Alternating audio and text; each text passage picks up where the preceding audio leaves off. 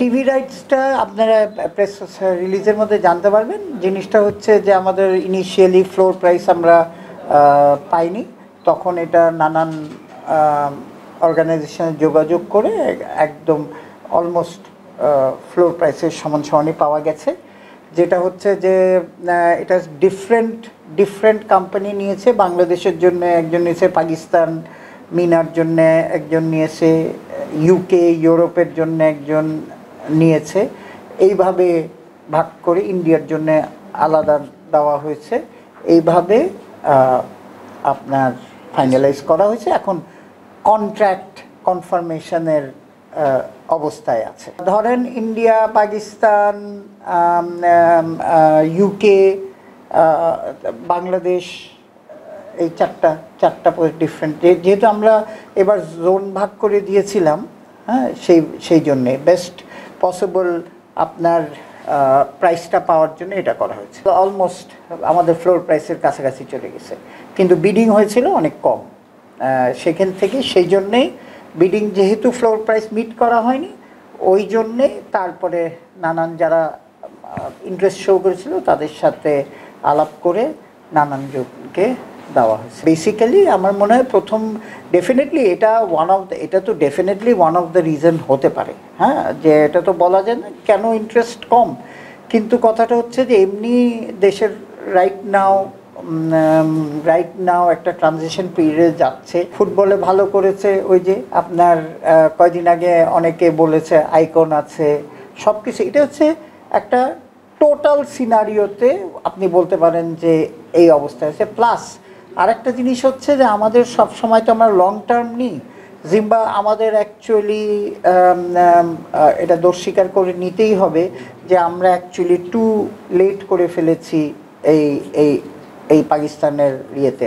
জিম্বাবুয়ের সময় সিমিলার অবস্থা ছিল। তো এখন আমার মনে হয় যে আমরা যে প্রসেসে এখন যাচ্ছি, যে অলরেডি টেন্ডার হয়ে গেছে, যে নেক্সট মানে অগাস্টে ধরেন অগাস্ট সেপ্টেম্বরে আমরা করব কি নেক্সটটা ফর লং টার্ম দিয়ে দেওয়া হবে। তখন আর এটা এই বারবার যে আমরা যে সমস্যায় আছি এই সমস্যা হবে না। এসিসির মিটিংয়ে হবে না, এখন পর্যন্ত আগের সিচুয়েশনেই আছে। হ্যাঁ, যে এইটাই আগের সিচুয়েশনে বলবৎ আছে। সব কিছুই কিন্তু ইমেজের ব্যাপার। আমাদের যে জিনিসটা হয়েছিল, আমি টেক ওভার 3-3.5 বছর আগে টেক ওভার করার সময় সবচেয়ে প্রবলেম যেটা ছিল সেটা হচ্ছে যে আম্পায়ারদের ইমেজ তলানিতে ছিল।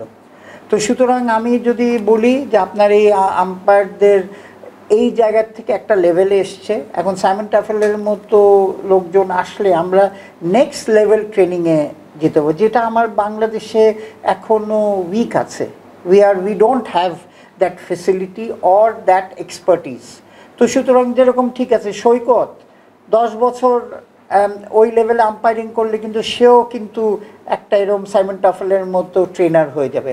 সাইমন টাফেলের এক্সপার্টিস হচ্ছে আমাদের বোর্ড না, আপনি খোঁজ নিয়ে দেখেন, হ্যাঁ, ইন্টারনেটে খোঁজ নিয়ে দেখেন যে উনি কিন্তু নানান ইভেন আইসিসিরও কনসালটেন্ট, আইপিএলেরও কনসালটেন্ট, সব জায়গায়। কেন?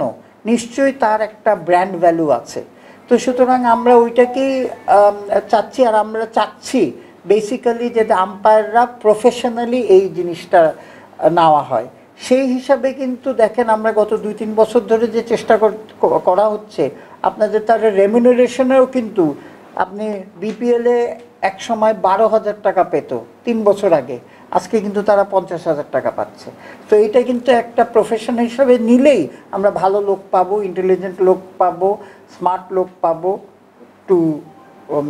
আর আমাদের যে ফর্মার প্লেয়ার্সরা তাদের জন্যও একটা সেকেন্ড লাইন অফ কেরিয়ার হবে। তো সুতরাং সাইমন টাফেল আমরা মনে করি যে আমরা যে ওকে দিয়ে ওর মেন কাজ হচ্ছে অ্যাসেসমেন্ট প্লাস আরও 20 জন ট্রেনার ব্যবস্থা করা। ওই ট্রেনাররাই কিন্তু সারা বাংলাদেশে ট্রেনিং দিবে।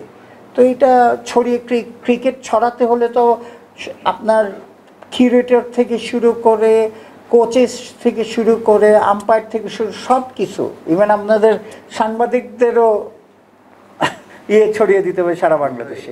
আমাদের ক্রিকেট বোর্ডও বলেন একটা গত 1 বছর ধরে একটা ট্রানজিশনের মধ্যে গেছে। আগে ভালো হয়েছে না খারাপ হয়েছে সেটা নিয়ে কথা বলতে চান, ইভেন কারেন্ট বোর্ড প্রেসিডেন্টও কিন্তু বলছে না। আমরা কিন্তু ওপেন ফর টেকিং অ্যাডভাইস।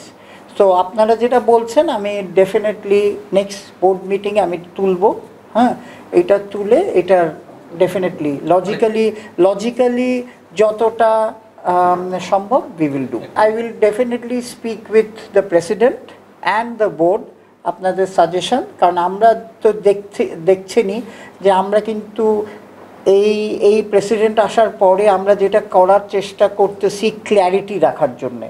হ্যাঁ, ভুল হতে পারে ভুল আমরা এখন পলিসি হচ্ছে যে ভুল অ্যাকনলেজ করে ফরওয়ার্ড করা। তো আপনি দেখেন যে সেদিন মাহবুব ভাইও কিন্তু বিপিএল নিয়ে যে আমরা নানান ভুল হয়ে এই পর্যায়ে এসছে, হ্যাঁ, সো এখন সম্মিলিত চেষ্টায় আমরা যেটা চেষ্টা করব যে এই যত ভুল থাকবেই কিন্তু যত কমানো যায় করে নতুন করে বিপিএল বলেন, এই যে ক্রিকেট অপসের কথা বললেন, আমি অ্যাকচুয়ালি এই সাজেশন আপনাদের থেকে নিয়ে আমি এটা বোর্ডে তুলে দেবো।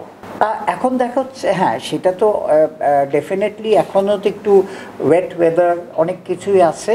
এটা গ্রাউন্ডসের মাহবুব ভাইকে সেদিন জিজ্ঞেস করলে ভালো হতো, উনি আরও ভালো বলতে পারতেন। কিন্তু আপনারা শুনেছেন যে আমরা কিন্তু কিউরেটর ট্রেনার আনা হচ্ছে। আমরা ফার্স্ট টাইম সয়েল সায়েন্সের লোকজন নিয়ে আমরাও কিন্তু এটা একটা সায়েন্স। সো এটা কিন্তু আগের মতো না যে গ্রাউন্ডসম্যানরা উইকেট তৈরি করছে। সো আমরা যেটা গ্রাউন্ডস কমিটিও কিন্তু ম্যাসিভ একটা তারা প্ল্যান করেছে, এই টনি হেমিংস বা ওই রকম লেভেলের একটা ওই ওয়ার্ল্ড ক্লাস লেভেলের কিউরেটর এনে উইকেট বানানোর থেকে আমাদের যাতে 20 জন ওর আন্ডারে ট্রেনিং হয়, এইটা হচ্ছে প্ল্যান হচ্ছে। তো সুতরাং এটা তো শর্ট টাইমে বলতে পারছি না, কিন্তু সামনে ডেফিনেটলি দেখবেন ইমপ্রুভমেন্ট। পাকিস্তানে যতটা হবে কি, এখন তো যেই কন্ডিশনে উইকেট আছে এই কন্ডিশনে যতটা ইমপ্রুভ করা যায় করা হবে ইনশাল্লাহ। For more updates, subscribe to our YouTube channel and click on the bell icon. Follow us on Facebook and Instagram. Download T-Sports app to enjoy exciting games and highlights. Visit tsports.com.